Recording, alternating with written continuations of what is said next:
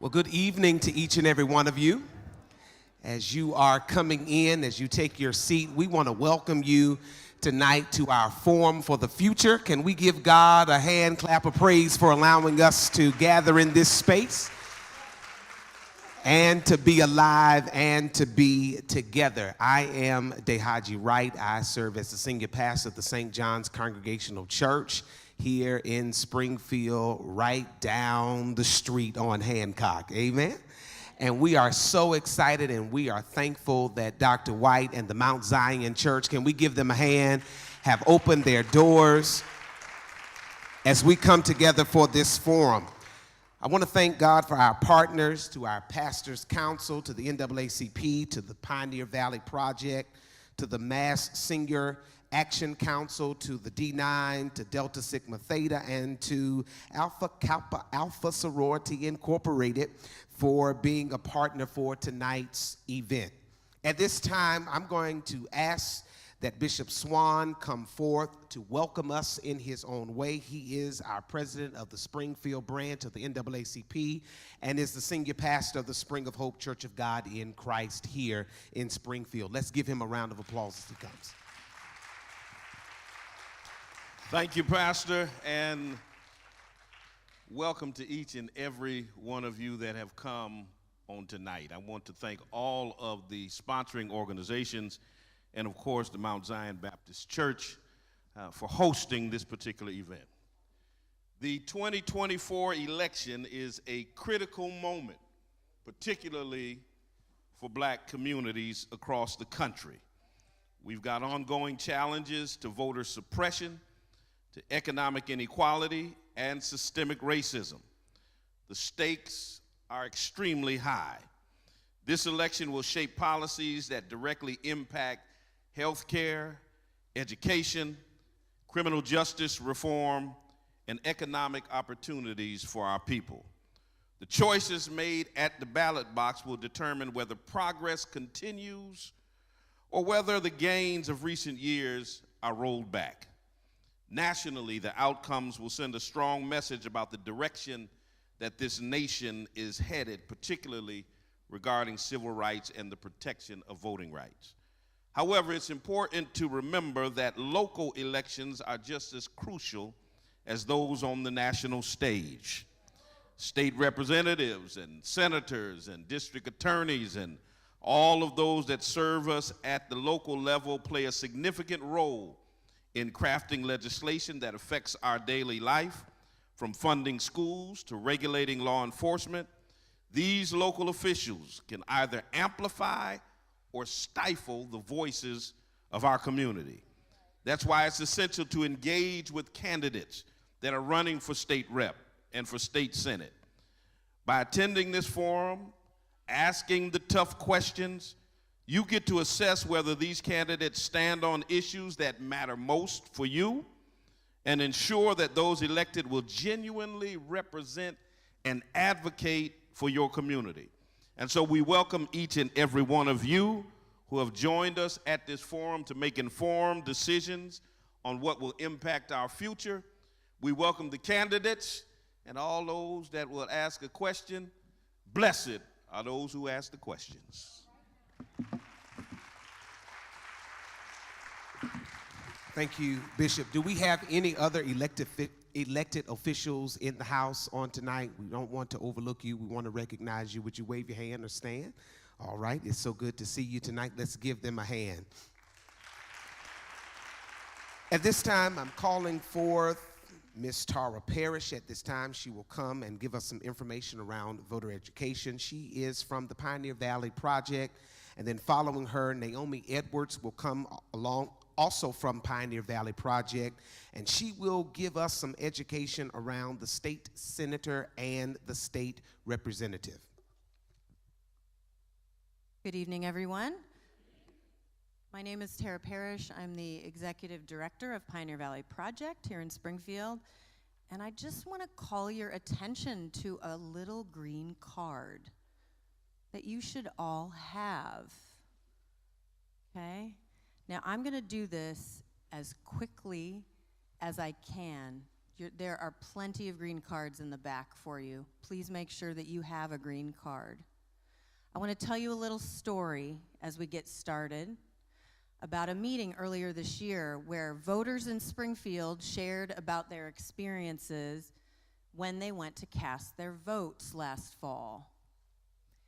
Some people told stories about finding themselves on the inactive voter list when they went to their polling place.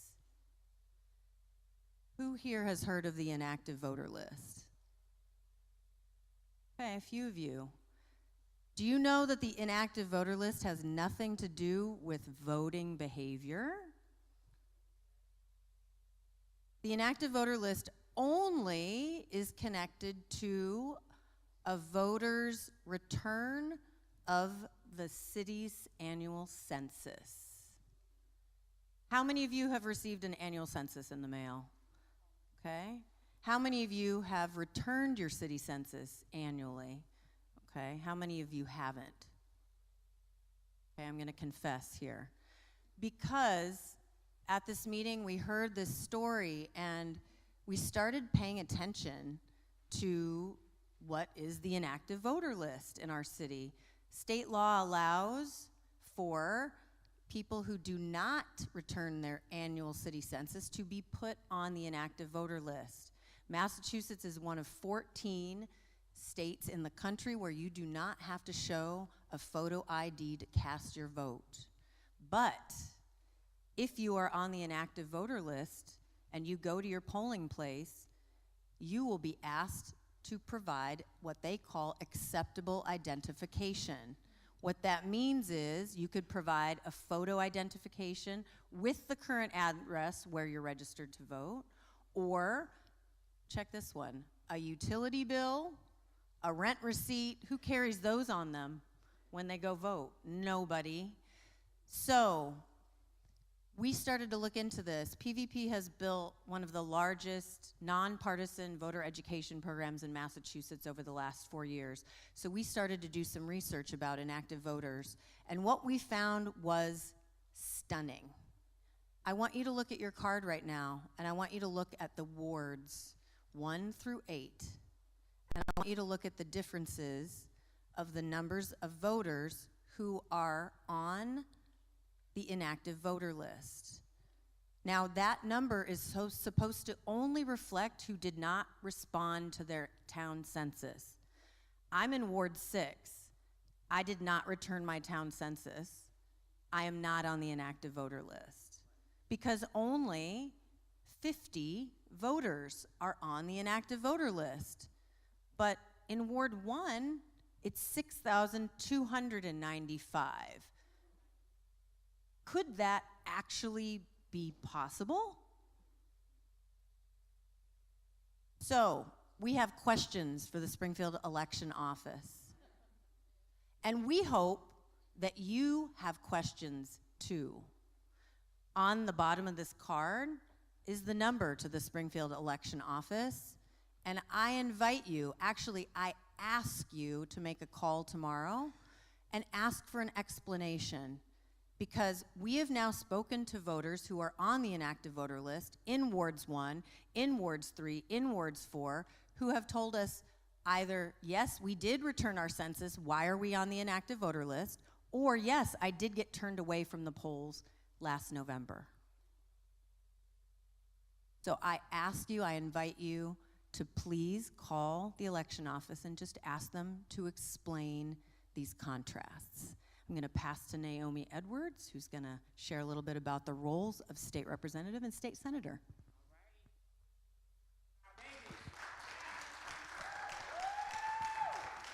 Good evening.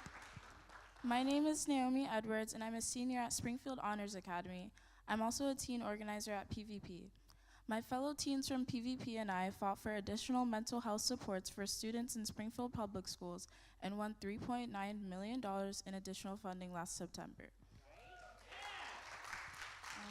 We also fought for a fair and transparent superintendent search, and I'd say we were pretty successful with that too.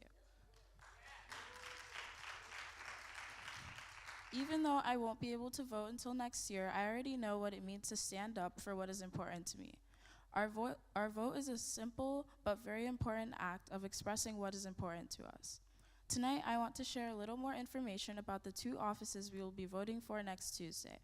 I realize that most everyone in the room tonight might be familiar with the role of a state representative and a state senator, so let this information be a reminder of the type of work each office is supposed to do for all of us. Let this information also remind you of what issues you are voting for in this election. The offices of state representative and state senator make up the legislative branch of the Massachusetts state government. These officials write and pass state laws and establish a state budget which funds all basic services, including public assistance, schools, healthcare, public safety, and public transportation. The Massachusetts House of Representatives is the lower house of the Massachusetts General Court. The state legislature of Massachusetts is, It is composed of 160 members elected from 14 counties, each divided into single-member electoral districts across the state. The 11th Hampton District consists of all Ward 4 and certain precincts in Ward 3, Ward 5, Ward 6, and Ward 7. The Massachusetts Senate is the upper house of the Massachusetts General Court, the bicameral state legislature of the Commonwealth of Massachusetts. The Senate comprises 40 elected members from 40 single-member senatorial districts in the state. The Hampton District consists of Springfield's Ward 1, Ward 2, Ward 3, Ward 4, Ward 5, and certain precincts in Ward 6, Ward 7, and Ward 8, along with portions of the city of Chicopee. Thank you.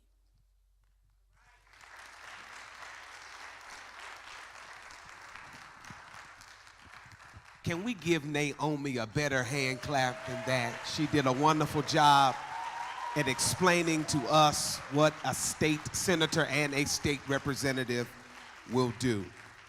At this time, we are going to begin our questions for our state senator.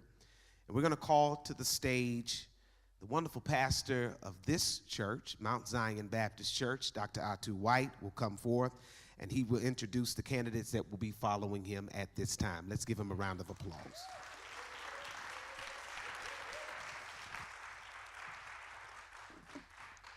Good evening. Thank you all for being here, and welcome to Mount Zion Baptist Church and the Dunbar Center. I want to welcome to the stage State Senator Adam Gomez. If we can give him a hand as he comes forward.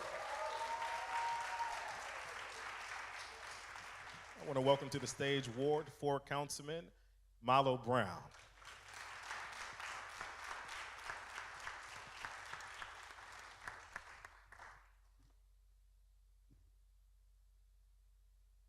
Tonight's conversation is somewhat of a forum. We get to participate. We ask that you've already filled out your index card if you have a question, so that we can ask those questions in a few. I want to just begin with any opening remarks you have, Senator Gomez. First and foremost, thank you, Pastor Atu White. I want to thank Mount Zion and all the collaborative organizations that put this forum together. Bringing the office and the political views of each opponent is important, and it's important to give it back to the community. And I've been your state senator since 2020, was elected in 2021. I was the chairman of Children's, Families, and Persons with Disability, also the vice chairman of election laws. This year, or this session just passed, I was the chairman of cannabis policy and also the vice chair of civil rights, racial equity, and inclusion, and also I was still the vice chair of, election laws, and also I was on the Ways and Means Committee. I've been able to support and work in this community. I'm the first elected of color to ever have sat in the Senate seat since 2020 in Massachusetts state history, and I'm also the first Puerto Rican in the Commonwealth history. So I'm very proud to be Afro-Latino, proud to be here at church, and just looking forward to the questions and a healthy dialogue with Councilor Brown. Thank you. Thank you. Councilman Brown. Thank you. First, I want to give honor and respect to my Lord and Savior, Jesus Christ. I was raised up in the church. As a little boy, since I can ever remember, since Friday sunset to Saturday sunset, the only thing I could do is read the scriptures. This is an imperative fight. I was raised to know right from wrong. And don't get me wrong, sometimes I do wrong. But I also know when you raise up a child a certain way, he'll never forget where he comes from. And this is a battle. When we talk black, let's talk black. This is a battle. And I am still poised, just like David against Goliath. And believe me, I don't need a big army. All I need is a rock. And believe me, Jesus Christ is my rock.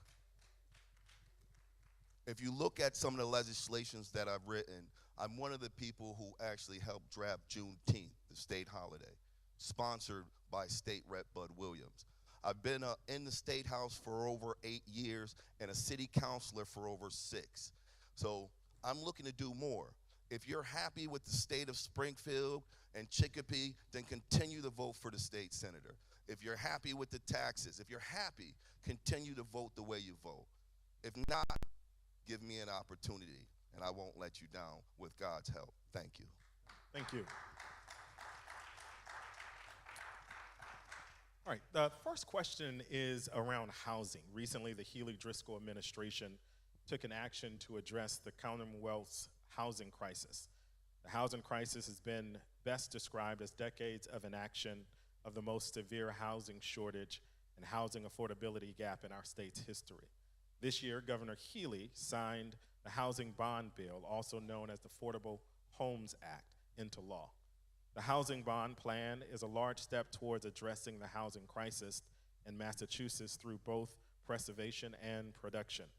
It includes meaningful state investments to improve existing public housing, empowers municipalities to use real estate transfer fees collected on the sale of expensive properties to fund affordable housing efforts.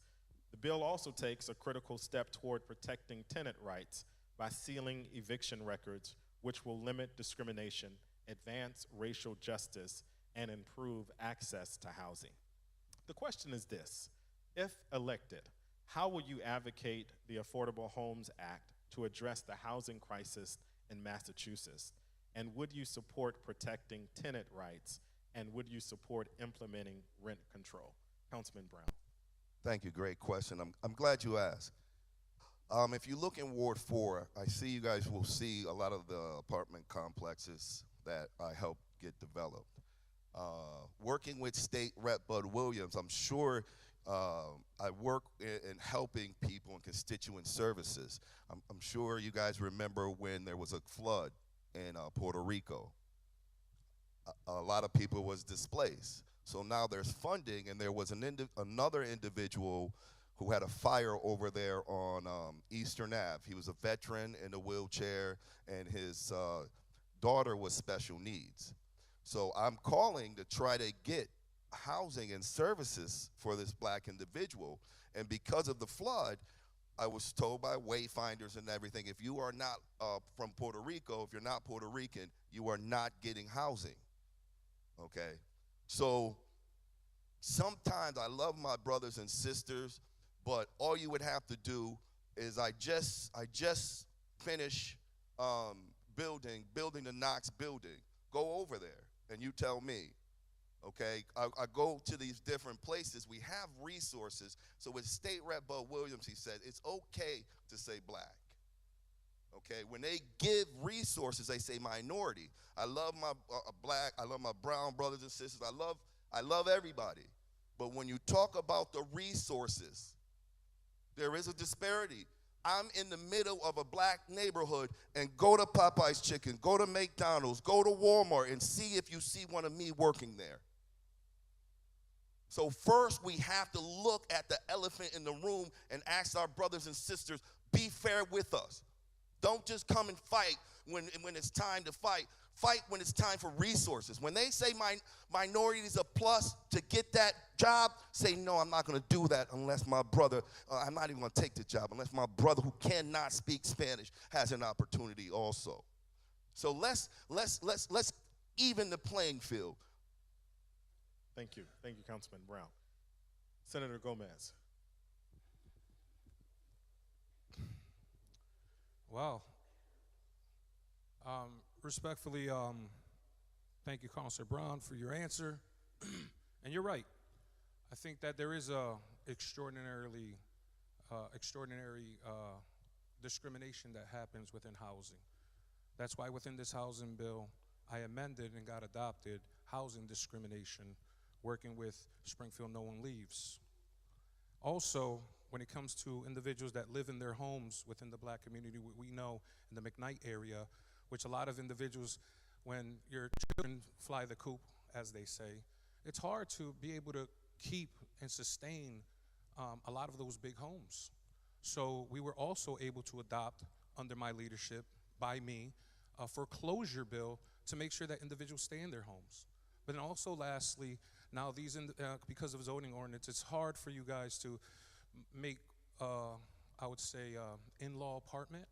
So you guys can probably stay in the community you grew up with and live in, and also be able to create in-law apartments so then you can fluctuate some of those resources. Lastly, a lot of these developments, it's a partnership.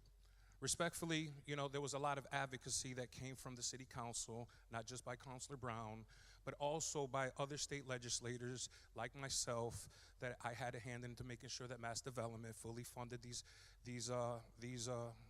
infrastructures. But one thing we have to talk about is Springfield Housing Authority. We have to talk about how we have to sustain the housing that we have, and that's what this $5.3 billion is going to do. And because of the state delegation, led by myself, we're able to adopt about $12 million to help support rehabilitation and sustainability in Springfield Housing Authority. And I was also able to do $2.5 million for Chicopee Housing Authority to make sure that the individuals that are living there can stay there and live a healthy life. Thank you.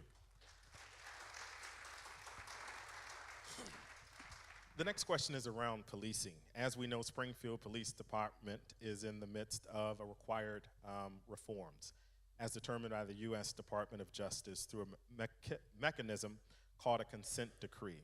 According to the research conducted by Northeastern University School of Law, the cost to taxpayers for paying settlements to victims of police misconduct at the hands of Springfield police officers between 2012 and 2021 was $11.4 million, an average cost of $1.2 million. The Springfield City Council also set aside an additional $5 million in late 2021 in anticipation of additional settlements to victims of police misconduct. Here's the question. From your perspective, how can the Post Commission help ensure that police misconduct is no longer a burden to Springfield taxpayers, and that violence, abuse, and misconduct perpetrated by any police officer in our police department is not tolerated? Senator Gomez. I think that's a great question. I just want to give a big shout out to, during that time, during George Floyd, that we were able to pass. I wasn't part of the legislature yet, but that catapulted me to be able to talk about qualified immunity when it comes to our police department, and talking about how we can better have a commission that can decertify these police officers that are bad actors. Because not all police officers are bad actors. We just have a few that tend to be overzealous when it comes to policing within black and brown neighborhoods, which myself, I lead on making sure that C3 every single year has gotten the resources they need to do community outreach, and also expanded into Chicopee as well. Lastly, when I was on the city council during this time in 2019 and 20, the city council challenged the administration because of the obscene amounts of money that we had to pay out consistently. And what ended up happening, we had to sue the city of Springfield or the administration for a police commission. And then by far, for many accusations, I was accused of not supporting Superintendent Larry Akers, which is false. What I was not in support of was fighting for 10 years, 5 of those years being on the city council, and giving the power back to the administration when the police commission was supposed to be individuals from the community to be able to hire, fire, and be able to move our city forward on a perspective level of the lens of the community. I think Larry Akers is going to be a phenomenal superintendent. I believe in Larry Akers. But lastly, we have to understand that this is about policy and not about divisive rhetoric that's to divide our communities, when after the last decade, all of us that are in this room know how hard we have been fighting to keep black and brown together, because we are the collective majority. We are the voices of the masses. And I've always said to my black brothers and sisters, there's no problem with being pro-black. It's important, but there's no reason why I can't be pro-Puerto Rican either. Thank you. Councilman Brown. Thank you, thank you. Being that my father is a retired police captain, I've been around and raised around the police force my whole life. It was a different breed back when my father, even when we first grew up, when they had the mounted police, everybody knew each other. If you sassed the neighbor, she could tell your parents and you'd get in double trouble. I grew up from those times. I know Larry Akers like he's an uncle, a father to me, okay? So I bear no false witness on any neighbor. I'm not gonna lose my salvation for lying on anybody, okay? All you do is have to look on Carlos Gonzalez's Facebook page. You will see that he lobbied State Senator Gomez and a group of other Latino politicians to go down there and take away the power of the first black superintendent. Go and look at the YouTube. YouTube tapes don't lie. It's recorded. So the reason Larry Akers called me, he told me, I talked to him candidly, he knows me very well, helped raise me. He said, Malo, you know what they're doing? He says there's 2 Latinos who are in that police commission who they're all friends with. So it's political, inside political stuff. And what they're gonna do is hire and have the power to hire and fire every single person in that police force. What can you do for me, Malo? I said, don't worry, I will fight. And we sat there and we fought. Look at that city council meeting. And we were able, and when you talk about the actual civilian commission, I was one of the individuals with Senator Gomez who actually picked the police commission. I believe that the people had an opportunity, but it's not done correctly. They're not trained, they have no funding, they don't know what they're doing. The mayor has an opportunity to pick, and the mayor supports me, but if he has an opportunity to pick all of his friends, all of his people, how does that make sense? It was wrong when they first created it. So now when you look at the art of the actual police in itself and the policing itself, it's because of silly decisions. Thank you. Thank you. Thank you. That was my fault. I missed the time. Thank you so much. I missed the time. So I'll give you a few extra minutes down the road. That was completely my fault on that.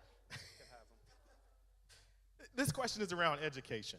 How do you balance the need for accountability in schools with concerns raised about the MCAS graduation rate? And then secondly, what measures would you support to maintain educational outcomes? Councilman Brown. Thank you for asking. First, I think we should do away with the MCAS. We're just teaching our kids how to actually remember, not to learn. We took away the arts, we took away the music, we took away the shops, we took away, even at a young age. I would want to entice them even in the middle school. By the time they get to high school, they have no passion or drive want to be there. They lose their love. All right, I think a lot of people say it's crazy, but any minister, you ask, my uncles are all pastors, my mother's a minister. If you know the Daniels, Washingtons, Ciceros, Burstons, Browns, we all come from church, okay? And what I asked my Uncle Robert, he's down on Jasper, and even J.P. Morgan, let's bring God back into the school. See, we took him out of the school. You can't pray, but I can talk about sexuality, but take away God. I love everyone. But without God in the school, I don't think it's going to work, because these kids, they don't fear God. They don't fear nobody. They don't fear nobody. So I believe that is something key I would also want to do, put God back into the school system and take away a lot of that just remembering stuff. This is where our kids spend most of their time. Let's feed them holistically, mentally and spiritually. Thank you. Thank you. Thank you. Senator Gomez. Thank you for the question. I want to agree to a part of what the counselor had said. It's just the truth. I am one of the lead sponsors of the Thrive Act, and the Thrive Act is a piece of legislation that has to do with schools being taken over by the state. Then another part of it that's on the ballot, which I hope that you guys vote for, and it has to do with the MCAS. The MCAS is a high-stakes test that is a requirement for graduation. Every single person, if you're about my age, they didn't have to pass the MCAS. I was the last class in 2001 when I graduated that didn't have to have the requirement to pass the MCAS. We learn differently. We don't have necessarily at the time fully funded schools at that moment in time when this became a required assessment. And getting rid of the MCAS, this doesn't mean that the school system's not pro-assessment to make sure that we follow our educators, making sure that they do their due diligence, but also how our students are learning. And a lot of our students have certain disabilities like IEP, right? And we already have a struggle with that. You know, being able to fully fund public education, and now spearheaded by the Senate to fully fund pre-K, even though Springfield has been on board with that, but the whole Commonwealth of Massachusetts and also community college is so paramount, because we know that the passport out of poverty has always been a diploma and a piece of education. Lastly, you know, when it comes to our spirituality, I'm also a faithful person, because only by the grace of God that I'm still here and living and being able to go to the State House even while I was on dialysis, to continue working on behalf of the people with no knowledge, but only with the faith of God. But secondly, we know that there's trials and tribulations in our communities and in our homes. But spirituality, like the good shepherd of one's home, let it be male or female, that's where it starts, at home. And then it leads with bringing the Bible and the Bala, like we say, the spear, the good word with you in that backpack if they're not educating you in school about who deserves all the glory. Thank you.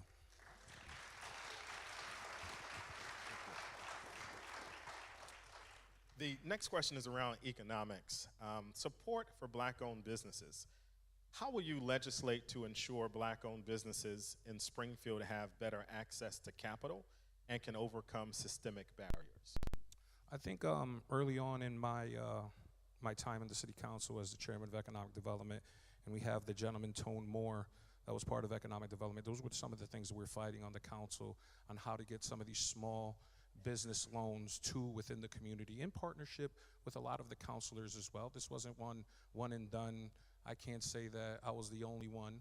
But secondly, that was the reason why I absolutely ran for state senate, because we had an inept system of trying to get these resources down to the bottom and not to historically, I would say, nonprofits that always have gotten the big dollars and hasn't really reached the bottom when it comes to economic development. That's why we have individuals like Tracy Whitfield that is head of the Coalition of Equitable Economy, that I've been able to secure money time and time again after. It doesn't matter the dollar amount. I've been able to support a lot of black organizations when it comes to food insecurity, because that's a piece of economic development. When we had the Association of Black Business and also Black and Brown Wall Street, these new kind of revolutionary spaces after COVID. But then now working with C3s and C4s, and we didn't have until this year. Now we've erected under the guide of, we've seen that the legislator that he works for was able to secure money for the Black Chamber of Commerce, which I think is an excellent opportunity for us to get money into that. But moving forward we have to start working with these districts within our communities called the TDI district. We had one in downtown, we had one in Chicopee. Now Mason Square is going to be seeing the TDI district and seeing what are the attributes that they can get from there. But we need somebody that understands the policy and the intricacies of how to create this policy to make sure that we work with the Black and Latino caucus, that we're getting our fair share. Because historically, regardless, when we get the money to the municipality shakes and moves and jives and all of a sudden finds a reason why you can't receive that money. And there's individuals here that are part of the Economic Development Department, and you told me I get a little bit more time, and I'm gonna take it on this one, that we have to understand that not all the time the way the money gets to the bottom is always from the top. Yes, I'm in the upper chamber, but then that's why when we matriculate and we create partnerships from the federal level down to our neighborhood councils, that's why it's so important for all of us to be in depth with each other, and then conversating on which are the stores and the mom and pop stores that absolutely need the help. So with that, I'll just leave it that I'm about collaboration, and then there is still an enormous amount of works to make sure that these dollars reach to our community, regardless of where these stores or these nonprofits are, because historically, some of these nonprofits have been capitalizing for years, and that's why I moved that money around, and there's no historic earmarks when it comes to Senator Gomez's office. Thank you.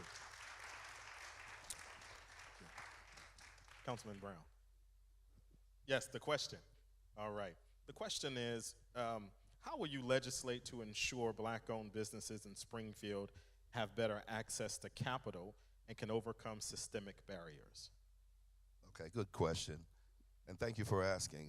This is something that me and State Rep Bud Williams have been fighting for a lot in the State House. You have to be able to say Black. The senator is correct as far as being able to obtain funding through the State House, but just like he did tell you guys, being the Chief of Staff to State Rep Bud Williams, I've been in the House of Representatives as a senior Chief of Staff with the power of signature, where I draft the legislation and I work hand and foot with the governor. What's that? So, I can just put it to you this way. When you look at the different things in our city, we get money, but where does the money go? Now, you get 1 point, we might get, go and look at who got 150 million. Go and look where it goes. So it's okay when you say Black and brown, and yes, you might secure money, but just at the city council, I had to explain to one of my Latino brothers that we just got you $500,000. Can I get a list of the actual Black businesses that you're gonna give this money to? I have not obtained that yet. I want to be able to get funding from the State House to make sure that these mom and pop organizations are funded. There's people who want to start how to teach kids art, fund that. People who want to show elderly people how to sew, fund that. There are things, grassroots things out there that the community can be funded. So instead of me going and giving $150 million to the New North Citizen Council, I'm going to take at least 50 million of that and say I giving it up to you guys. I think it would be more impactful. So if you feel that you guys have gotten your fair share and you got everything with all the funding that we're bringing, yeah, we're bringing it. Look where it's going. Thank you. Thank you. We have a few audience questions now. One is around mental health. The question is, what are you doing, and I'll just add, what have you done, or what will you do to support the only Black mental health clinic in Springfield? Well, great answer. If you look, that's my brother, Dave Lewis. I've met with him. Every single year, I have written funding from the State House for him to get funding. Ask him. Has he gotten it? No. It is not up to me. It's up still, I lobby. It's up to the state rep and the senators. I'm not a state rep or a senator. So, unfortunately, I don't have the authority and the power to do that. So if you were to ask him, Did I support? I've been supporting them. I know I can't say that I can't say that Senator Gomez hasn't met with them. I can't say that. But no one has been helping this guy. So hopefully, I mean, he might have just got, I just went to an award ceremony, so we might just obtained him some state funding. But I'm talking about as of the past, no one was helping the guy. No one. And he's been around for a long time. Thank you. Senator Gomez. Thank you for that question. And I just wanted to state that they have received funding from Senator Adam Gomez. Thank you. They just absolutely, because we're not about checking the box and the press releases and this is what I did and this is what I can do, right? When we help each other, we don't have to shout it out and tell everybody, I got you, baby. Fact of the matter is for the first time ever, Senator Adam Gomez came in and understanding the work that him and Gary Porter are doing, and they're in full support of my candidacy, secondly, that they got $25,000 for the first time this past year and just got it through a pass-through that had to utilize because of the infrastructure problems that are in the state level. So we have to be very, very, I guess, revolutionary when it comes to trying to reach the bottom when it comes to this money, because they do everything in their power for us not to be able to give these small amounts of money and sprinkle it around the district, because you know what it is to service 175,000 people, which the truth is this district isn't majority black, it's not majority Latino, it's majority white. And half of the fact of the matter is, I remember you, good brother, remember you used to boost for me? Thank you. So most of the money doesn't go to the Latino community. If you really divvy the money up, we still get the short end of the stick on both sides. So when it comes to mental health, obviously we have BHN, which I think your family is heavily involved with. I think BHN does great work, but we also have other places like the African American Diaspora Mental Health Association. We have Latino Mental Health Association. Now we have to deal with and go to Gandara and a lot of these organizations that get this mental health money, right? And we have to say, who are you collaborating with? Because the way that the state money now, since the chief of staff, he should understand this already, is that they're looking for big organizations in Western Mass to be able to distribute the funding more on a partnership. Because the earmark, the way that earmarks come out, those are Band-Aids. Those aren't real ways of real equity when it comes to funding coming from the state level. But lastly, that's the reason why I ran for this office, is to educate that through the grant process and through support letters that I'm willing to give anybody of color, black, because it's okay to say black, to Latinos or to Asian Americans, because we live in a diverse community and everybody deserves their fair share. But at the end of the day, if we don't support and put people in office on all levels of office, then that's the only way where we're gonna see real change. And if not, we're gonna stay living in the same, I guess the same world that we're living in now. Sorry about that. I didn't have the right way to say it. Thank you. Thank you. All right. Thank you, Senator Gomez. I think we're all caught up on time now. So Okay, all right. It's all even now. We're all even. All right. We're all even on time. I'm so sorry. I apologize. No problem. No problem. We're caught up now. Everybody's even. So here's a question from an audience member who has a specific question for you, Senator Gomez, and then for you, Councilman Brown. So I'll ask you for Senator Gomez, how can you continue to represent our community? I can continue representing you by all of you going out to vote on September 3rd. And if you can't make it after Labor Day for September 3rd, you can go early. Today, I sat outside of the Raymond Jordan Senior Center, and actually I walked in there just to greet some people, obviously just to say hi. And I forgot that my name's on that plaque, and that was something that I really honored, because being able to follow the steps of, Ray Jordan, and when it comes to, there's a certain earmark that I do on purpose when it comes to youth athletics, that, to me, I call it in my office the Ray Jordan Amendment, which is absolutely the one that, the funny thing is, me and Counselor Brown collaborated on this, and it's for Springfield Youth Football, for the Tigers. He couldn't obtain it in the House, and we work collaborative, so I can secure it in the Senate. So it was kind of unfounded in trying to understand what was the divide and what was it did I do. Shame on me. I thought that there was collaboration, that we were working well. When I did 1,000 turkeys in the community, working with the Greater Black Men of Greater Springfield, and doing it every Thanksgiving, trying to get partnership with him, wanting to extend an olive branch, regardless of politics, because him and I played football together. He was older than me. I played on the Western Mass. What was the team, brother? Blitzen Bears. The Blitzen Bears. And, I think we're at a point in time that regardless of what happens on September 3rd, that we have to be able to engage one another once again, lay down our flags, whatever flag that you want to put up, and be able to put forward the responsibility of community and make sure that we're pushing Springfield and catapulting it, because we are the capital of Western Massachusetts, east to west rail, fully funding public schools, and also everything that I've been able to deliver at a young time in the Senate. Right now, I'm going to be catapulted into leadership, and I'm already getting the respect of leadership because the millions of dollars I've been able to obtain and bring home. Thank you.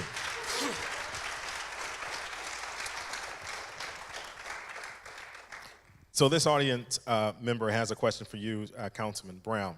What have you done in the city council to merit running for a Senate seat?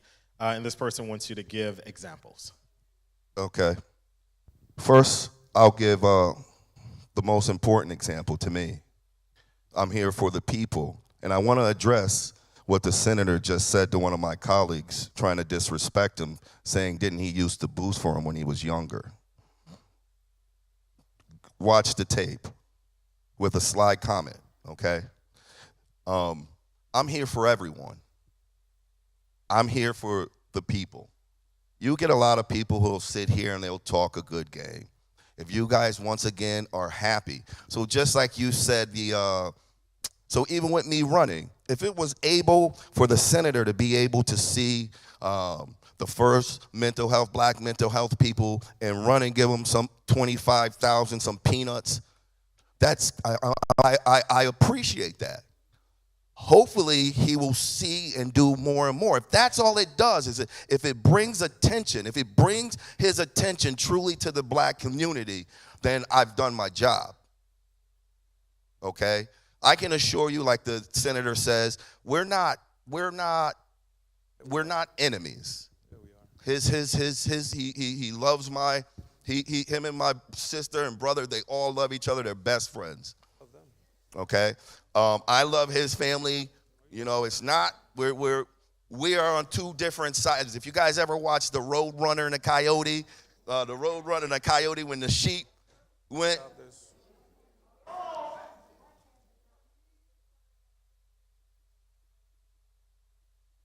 Go ahead, ask me. What specifically you want to ask me, brother? Ask me again. I'll redirect the question. You see, I'm gonna sit here and preach, brother. I'll sit here and preach, brother. Go ahead. The sanctuary can do that to people. So I'll redress the question. Readdress it. Simply because the audience demands it. Let them break it down. I'll break it down for you. The question is this. And usually, as far as question forum, are they different questions for everybody or the same? So this is for audience questions. So this particular person has 3 questions on here. One specifically for Senator Gomez, one specifically for you, and then one specifically for the next forum. So that's why your question is different. But I'll ask it to Senator Gomez as well. That's what I mean. We should both be able to have I'll ask him just to for Senator Gomez. Yeah, no problem. No. The question is this. What have you done specifically in the city, on city council, to merit running for the Senate seat? And they want you to give examples. So let's just get 3 good examples. Here's a good 3 good examples. When I first got to the city council had a very bad working relationship with the mayor. And we were bringing in facial identification. And the body, they knew they couldn't get the mayor to agree with them. I explained to them that, yes, this is a very, I worked with the senator, I believe, on the state level. They came in, and this was the thing that actually did the cameras and things. So with my help, the mayor met with the mayor, and the mayor signed off on the actual legislation allowing us to move forward during facial identification recognition. I also, like Senator Gomez says, I was one of the individuals who actually created the first civilian police. Not the first, bringing it back. We were able to fight the mayor and win. We sued the mayor, and we actually won. Me, Councilor Gomez, Senator Gomez, and Councilor Whitfield at the time. So we were able to also do things like that. And then there was still something that I'm proud of. It was something that I did. I know you might say it's not binding, but when it comes to like recycling and the index as far as paint recycling and things like that, it actually did a lot of the recycling index where it dropped the number severely. So I know a lot of people are into clean energy and things like that. So that was things that I did. The Indian motorcycle building, I helped build. The new Ben Swan School that you guys see, I helped build that. Sam Bolden Park, I helped build that. Dora Blake, working with the mayor. If you guys want to look at my Facebook page, you'll see the mayor explaining that me and him work with each other closely, with me, State Rep. Bo Williams, that I do work with him closely to build new schools, playgrounds, and things like that. All right, thank you. And so because I asked him the question, he... Let's keep it going. No, I got it. No problem. I'll take the moderator privilege. Got the microphone. I ain't gonna argue with you. So here's the question for you. I'll modify it as it relates to state senate. Can you give 3 examples of things you've done or accomplished as a state senator? First, I want to say, Councilor Brown is right. I'm sorry, my brother. That was tasteless. See, and so I he said it. apologize. But it's okay to apologize. Thank you. When Thank you you, booed brother. me in public. Thank you. Lastly, what I have been able to accomplish. I won't apologize for that. No, it's all good. Don't boo, just vote. So it's going to be quick because I don't want to go over time. I spearheaded and passed the Crown Act. Who knows what the Crown Act is? Can you raise your hand? Here in the state of Massachusetts, you can wear your natural hairstyle if you're black or Afro-Latino or have coarse hair. You can wear your dreads, you can wear your fro, and you can wear it to work, you can wear it to school, and you don't have to worry about being discriminated against because now is it illegal. So Senator Adam Gomez, his first term in office, was able to cross that piece of legislation across the bridge, and I'm very proud of that because of the black community that I represent. Secondly, I was able to pass a piece of legislation that had to do with giving immigrants licenses. It was called Driving Families Forward. I also led in that in my first term in office, and I was able to make sure that regardless of status, that you are able to obtain a license to make sure that we're making our streets safer, to make sure that individuals that live here, that there's kids go to school here and they're working, are in a vehicle that is insured, that individuals are trained, and also have the ability to drive from point A to point B. Lastly, and there's so many things that I can talk about that we're able to accomplish together, not me, right? Because this is for the community, is that I've been free community college, which is not free, but it's basically subsidized. Your children, yourself, your grandmother, if they had a change of heart of wanting to change the industry they work in, they could go to STIC right now, sign up for classes, and it's free. And they get a book stipend and a book scholarship, and they don't have to worry about loans. But that's just a piece. Sorry. Thank you for the question. All right, thank you. I have 2 questions left. I'm wavering between which one to ask, so I'll ask this one. So it's to you, but I'm going to ask the senator as well. I see your ward has a very high count of people on the inactive voting list. What have you done about that in the recent years that you've been in office? Well, if you look at my elections, you'll see when I win, it's a spike in the actual voter turnout. When I first election, it was it did break history. All you do is got to look, and it wasn't just from me. It was me bringing out people, registering them. It was another individual, Janae McDonald, at the time. She was very good at actually taking people out and registering them. We had Lorenzo Gaines. We had Larry Lawson. So it was a jointed effort. You know, I think a lot of times when it comes to running, it's your camp itself trying to impact. So I can assure you, even with the senator, we have teams that within ourselves that actually go out and we hit the streets. I know that I do it. I know the senator does it. We personally go and do it ourselves. I mean, we as much as we can, you know. But I know that I do. Thank you, Senator Gomez.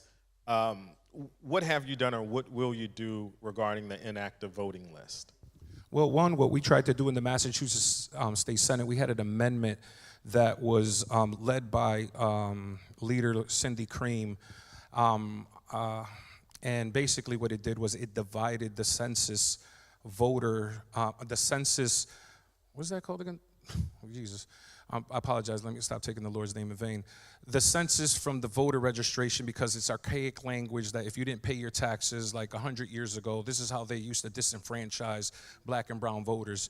It's just unfortunate that the administration has chosen, I apologize, to utilize this technique to unravel our voter rolls. Secondly, I do come from the ward of Ward 1, where I still live in Riverview. I know a lot of you guys understand Riverview because you know that Riverview Plainfield is a black and brown neighborhood.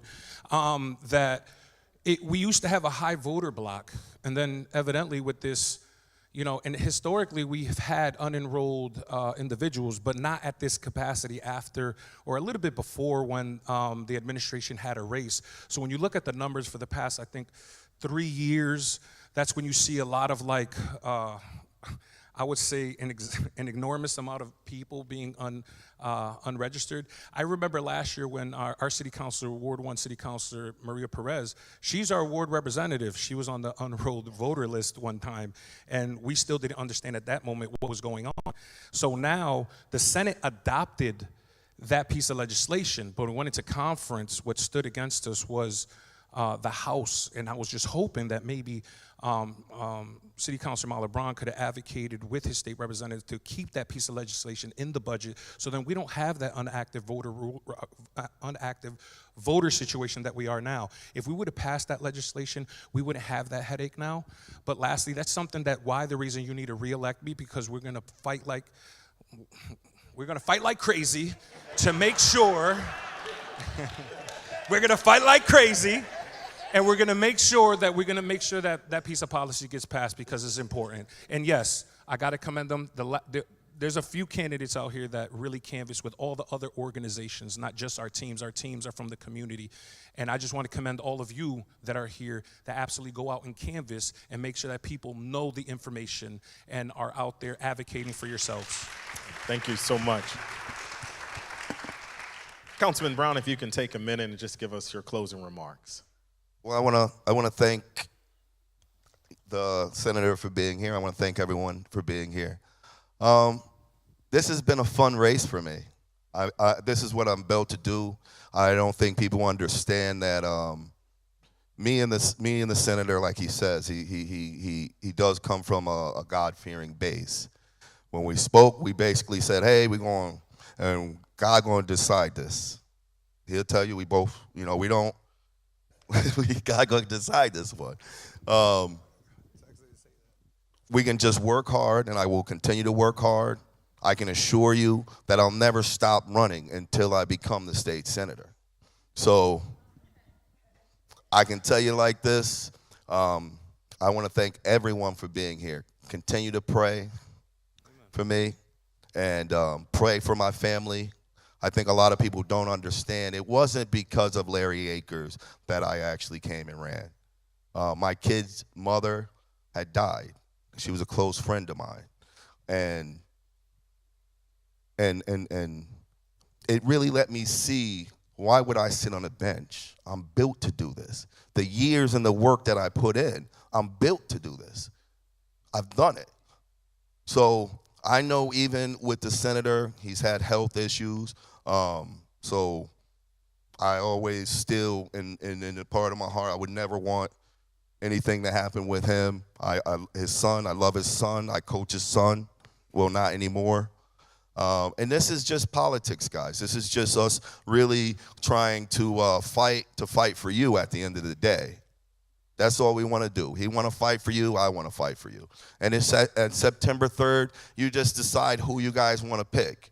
If you're happy with the things that are going on with the last 4 years and you want to continue to do the same thing, then I don't want to stop you from doing it.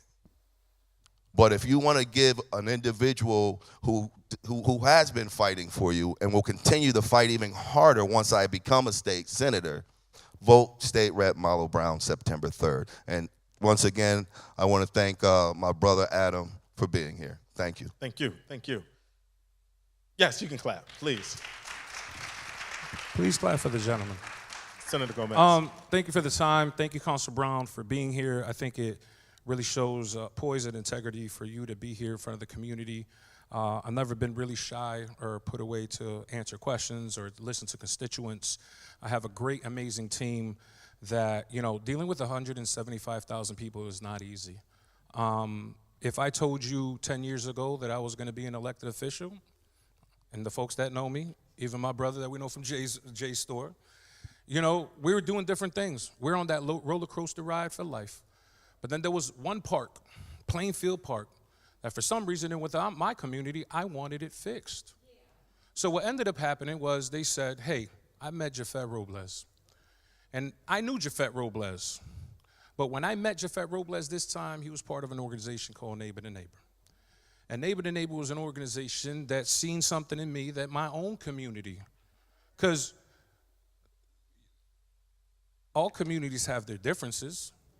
All communities have their things that happen, but it's about who's the right candidate that's ready to stand up and bring all of these individuals that might have some historic issue with one another and being able to put them around a table and try to create that rainbow coalition that we've seen a long time ago, right? From the Black Panthers and the Young Lords and an array of different people, the church community, to bring people together, to have the conversations despite politics, because you know what? To me, this is not politics. I'm not a historic politician. I didn't grow up thinking I'm going to be the guy, like I said, neighborhood board, 80-day campaign to become a city councilor because I seen something that was wrong. They tried to build a jail in my backyard, and that wasn't happening. And secondly, when we had a senator at the time that in Springfield where we needed the representation, and for years after Linda Malconian, which was the last Springfield senator, Springfield has never had a senator. So once I was able to break the glass ceiling and shock the world, right? Because we advocated, we door knocked during COVID, during a time risking our lives for change, and then continuously always risking our lives. In politics, this is life or death. This is about your children, their education, housing instability, environmental justice, making sure that we have economic justice. And that's what you're voting for. You're voting for what's truth, what's evident, and then someone that's going to teach you, not that you teach you how to fish. We can't continue saying, just come to me, I'll figure it out. Because at the end of the day, he said, I had some health challenges. I stared down death and didn't think if I was going to be here next term. But God gave me the power and delivered that. But lastly, I had the support of my family, my wife and my children, and my family, and my friends, and my community. You know who saved my life? My community did. So lastly, I have to put time and stop sacrificing more for the job when it comes to the community sometimes, because I need time to be able to make sure that I'm going to be here. And the truth is this. We elected officials, Counselor Brown, Counselor Whitfield, we're human. We need prayer too. But lastly, we need your support. Because lastly, if we don't have you guys there to be the ears and the mouth on the ground to advocate in certain spaces and be that change agent that we so need, we cannot catapult this community because it's power in partnership. Thank you. Vote for me early and vote on September 3rd for Adam Gomez. Thank you. Can we give a round of applause to Councilman Brown, Councilman Gomez? Thank you so much.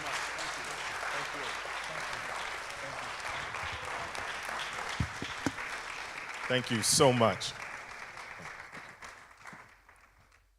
All right, the next 30 minutes we're going to have, unfortunately, we've invited Representative Bud Williams since June. We've been in touch with him, and he is unable to make it tonight. He declined the invitation to speak before us. And so it's heartbreaking because we really wanted him to participate in this debate and in this forum. But we're so glad that we have a candidate who's running for representative, Johnny McKnight. If you can please join us on stage. And this portion is moderated by none other than Dina Cooper. Thank you so much. Welcome her.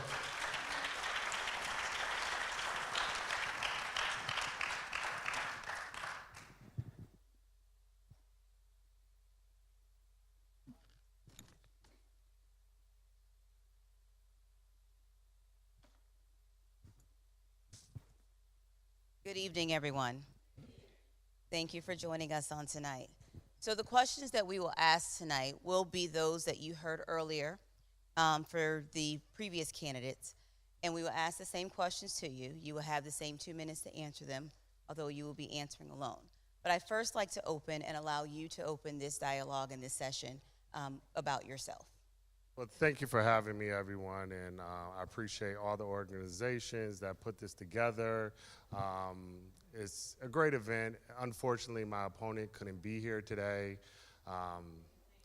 He's been ducking, you know. He doesn't want to be accountable to the people in the community, and yeah, and that's what we need. We need someone that's going to show up and be accountable. But just to tell you a little bit about me, I grew up moving around a lot. You know, at the age of 12, I was actually incarcerated.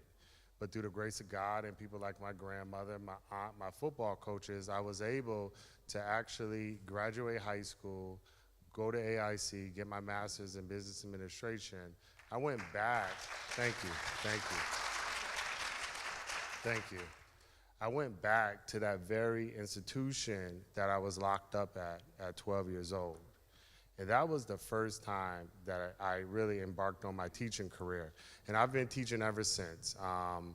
And it's just been a real privilege to teach in our community and inspire youth and kind of, you know, weed them out of the path of their own destruction sometimes. I just ran into one of my students from that juvenile detention center this weekend. And at first I didn't recognize him, and as I'm looking at him, I said, you look familiar. He said, you don't remember me? I said, no, not really. It's been a while. And he said, you know, I won't say his name, but he said, hey, you know, I'm so-and-so. I said, wow. So you look good, man. I said, what you up to? He said, I'm actually a correctional officer at Ludlow. And I used to tell them about my full circle moment of just like turning my life around. And he was like, look it, I did what you did.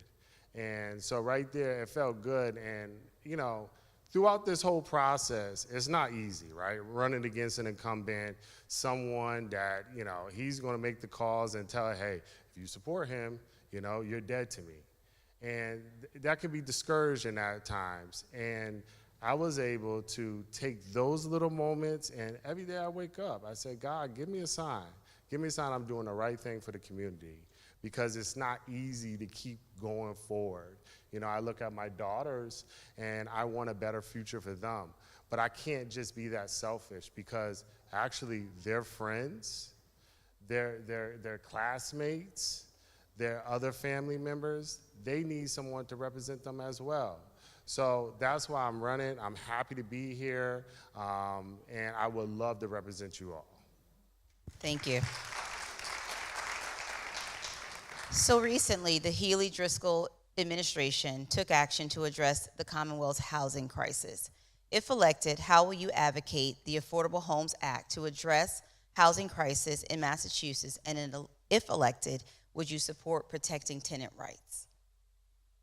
It's kind of, thank you for the question. It's kind of interesting that you asked me that question because I got a call on the way to work this morning from a woman that is in the Indian motorcycle building, and she was saying, hey, I got roaches in my house, my kids, are here, and, it's bad. And I talked to the management, and they were saying that they were going to evict her, kind of retaliation type of thing. And, I'm trying to talk it out, whatever. She's frantic, she's crying, she's saying, hey, listen, this is not right. We definitely need to protect tenant rights. We need to be on the forefront of that. But also, let's get creative about housing. We definitely in need of housing, and when we start looking at the rent increase, we need to, cap the rent increase, because those things, thank you, those things are troubling, right? With inflation, they always say, the price has gone up. Well, people's paychecks didn't go up, and that's the hard thing that we're dealing with right now is the fact that, prices are going up, but their paychecks aren't going up, and we need to do something about that. So we've heard the data earlier regarding the settlements that have been paid out to victims due to police misconduct in the city of Springfield. From your perspective, how can the Post Commission help to ensure that police misconduct is no longer a burden to Springfield taxpayers and that violence, abuse, and misconduct perpetrated by any police officer in our police department is not tolerated? Thank you. I had the opportunity, and this was like probably one of my first times speaking with the gentleman, Larry Akers. And he seems like a real good man. He seems like someone that's passionate about the community, honest, integrity. So I'm gonna have faith that, he can control his officers, but I think we gotta go a little bit further than that and give him the tools to manage those officers. We need more training, right? They're not trained to be in our community and help us or police us, right? Especially in our community. So we need more training. We need more mental health training with the officers to be able to deal with mental health, situations instead of using, deadly force to really just subdue a situation. So I would like to see that we include more mental health workers onto the police force. We add more training, those type of things to, prevent us from paying out all this money from the city. Thank you. What are your priorities for educational spending, and how would you ensure that the resources are distributed equitably? Well, I think Springfield definitely needed their fair share. And being an educator, both at a charter school and at a public school, you see it, right? You go into some, public buildings, and they don't even have air conditioning for our babies, So when it comes around springtime, they're canceling school because there's no air conditioning in the school. The quality of education needs to be on the rise, and I hope the superintendent can, help with that. Also, I would say, for us as educators, we pay a lot of stuff out of our pockets,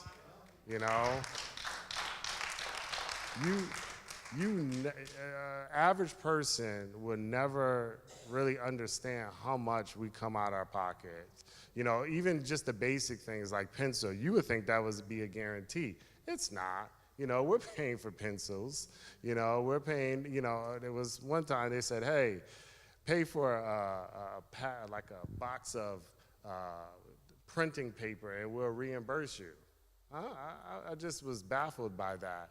So, and this was our public school system. So I think in urban areas, we need more funding in our public schools to deal with some of those issues of like mental health also, because COVID did a number on our babies. They're not the same, since COVID, and we need to definitely do something about increasing the funding for mental health, because I can see a kid, see some things in that individual that needs to be addressed, and go to a counselor and say, hey, I think you might need a therapist, someone to talk to. They'll say, yeah, I'm going to call CHD. They'll call CHD. CHD will say, hey, we don't have a spot. So we also need to do something with getting more therapists and healthcare professionals into the pipeline, because like CHD said, they don't have any spots. So those are some of the things that I would like to address. Thank you.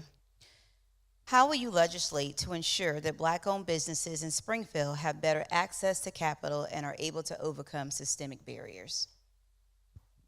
I hear in the counselor just left, he was talking about, he didn't talk about it tonight, I'm surprised, about the TD Bank that they were able to keep here in the city. And I'm just like, there needs to be an array of banks in this area, in the Mason Square area. We can't just rely on one banking institution to serve our needs. But also, why we don't have a Black bank institution here in the Mason Square area, right? To deal with some of the issues that we need to deal with in our community. So those are some of the things that I would like to implement, as your state rep. So the questions that we're going to ask now are from our audience members. Can you please explain the difference between yourself and Mr. Williams and why we should vote for you?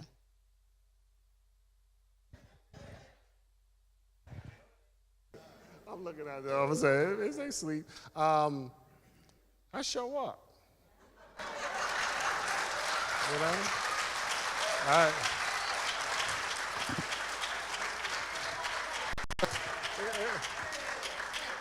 I'll leave it at that. Okay. With time to spare. What is your position regarding supporting labor and workers' rights to organize? I used to be a union rep when I was in the public schools, and they used to come to me with all type of issues, and I loved every bit of it because it held the administration and the school system accountable, because they would try. Listen, I love my principals. But, we have to hold them accountable. We have to hold everybody accountable. Everybody, those two little girls, they need to be held accountable. Everyone needs to be held accountable. And this is a way to, hold the school department plus the principals in the building that we're not working, overtime and not getting paid, that we're not, not getting our prep periods, So those are little things like that, but I am in favor for organizing, and I love unions.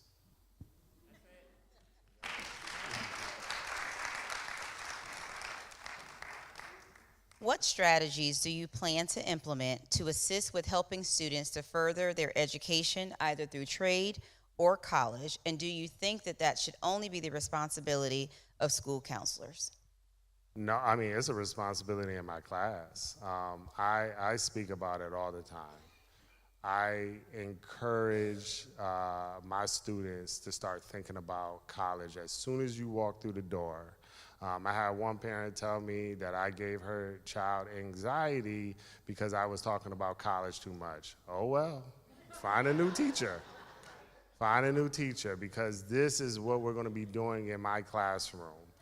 We're going to be talking about college. We're going to be talking about pushing the envelope.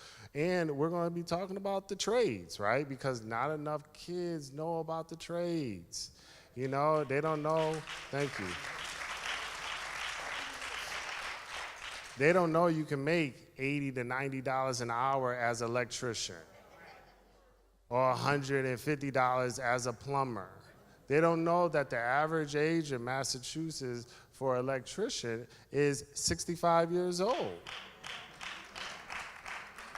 They need them. And I always tell them, I said, hey, listen, go get yourself a trade. If you don't want to keep going through this educational journey with an ugly face like this telling you what to do every day, you know what? Do something else, you know? Go to the trades and that'll be it, you know? But find something that you're passionate about, that you can support your family and be proud of every single day. But that's what I tell them every single day. So I don't think that is the role of a counselor. I think that's a role for every educator and every parent. Every parent needs to have these conversations with their children. Like, what are we talking about, you know, at home? We have to start talking about careers, right? Because you are their ceiling, right? What they see you do, they look at that as success, right? And they're saying, okay, if I just reach that, I'm okay. But let's push it a little bit further, right? Let's talk about internships. Let's get them out there and explore different jobs and things and careers. So that I do believe is in a role for all of us to be talking about. Thank you. So the last question from the audience is, if elected, how will you ensure that your office is accessible to the entire community and not just to those who stood beside you and voted for you?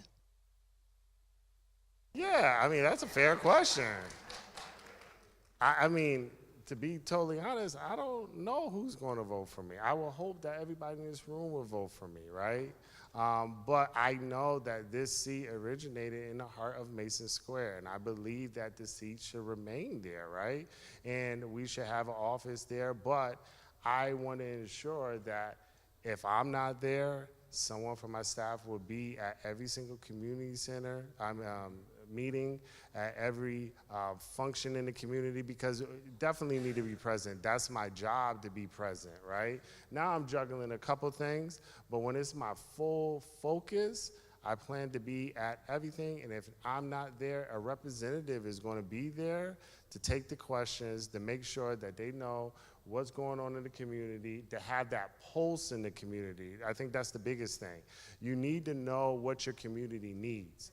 I was honored this summer. I was privileged this summer to be able to have it off because I'm an educator. And I went and knocked on over 3,000 doors. And I'm just telling you the things, thank you. Thank you. My knee hurts, but thank you. But I was privileged to hear what was going on in the neighborhoods, what your concerns was, because I come to this race with my own set of things that I think that needs to be addressed. But you all have some other needs, and I found out that we have a lot of work to do because we've had someone that's been on idle, someone who has not been showing up, and someone that just doesn't want to be accountable. So I would love your support and your vote September 3rd. Like my brother Adam said, you can vote earlier all this week. But I will say, as I was sitting over there with my two babies, I was kind of just like, man, should I have brought them here because of the division, of the hate that was up here? Listen, I am a black man, and my daughters are Latina and black.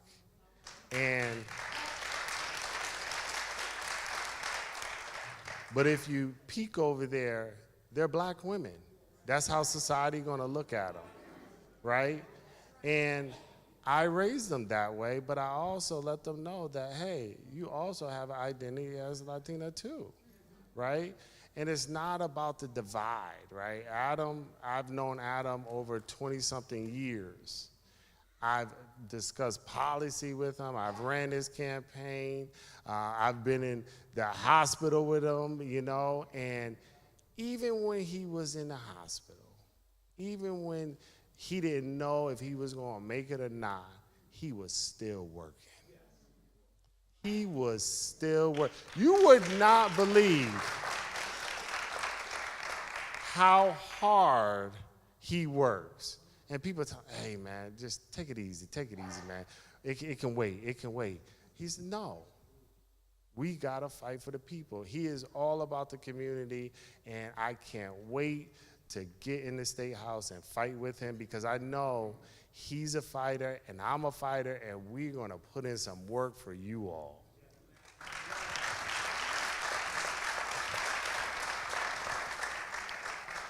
So we appreciate your time tonight. We're going to give you an opportunity to close with anything that may not have been addressed that you would like to share with those that are here and also those that are tuning in virtually. Please vote. And I mean this wholeheartedly. Do not stay home. Grab a friend. Grab an auntie, an uncle, a grandma, whomever. Give rides, right? You can go onto my website, McKnightForStateRep.com. You can volunteer to be at the polls. You can volunteer to walk with us in the parade, right? Because we're going to be handing out flyers and we're going to be getting out the vote. But don't stay home. That's what this guy, look at, that's what this guy wants you to do, is stay home because he's at home right now. He's not doing anything. We know that. We know Buddy. He's at home right now, probably watching some television or watching this. Like, I can't stand that guy, you know? But whatever the case is, let's not be Buddy. Let's show up for our community and let's vote. Okay? Thank you. Appreciate you. So thank you very much.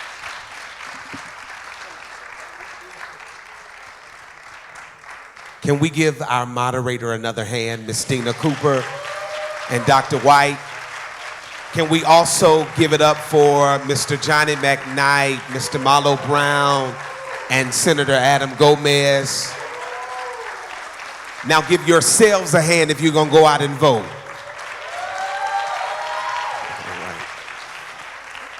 As it was already mentioned, early voting has already begun. You have until Friday to get that done. But you can also go out on September what? September what? September 3rd, go out and vote in our local election. But then we have this presidential election coming up. And you should also be going out to vote because Election Day is November 5th. As we get ready to leave, we want to thank all of our sponsors. We want to thank the Pastors Council.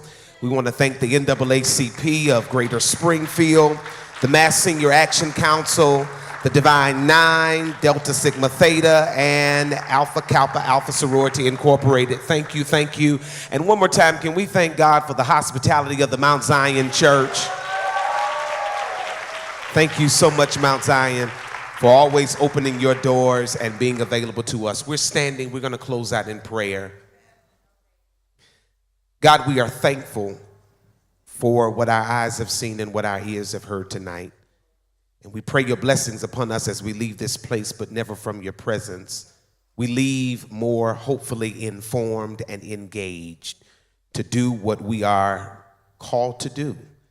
That is to vote and to also be a witness. So we pray that as we go out and cast our vote, that you will be with our candidates, be with them as they go out and do their work. In your name we pray. Amen. All right, thank you so much for being with us tonight. And for those of you online, thank you as well.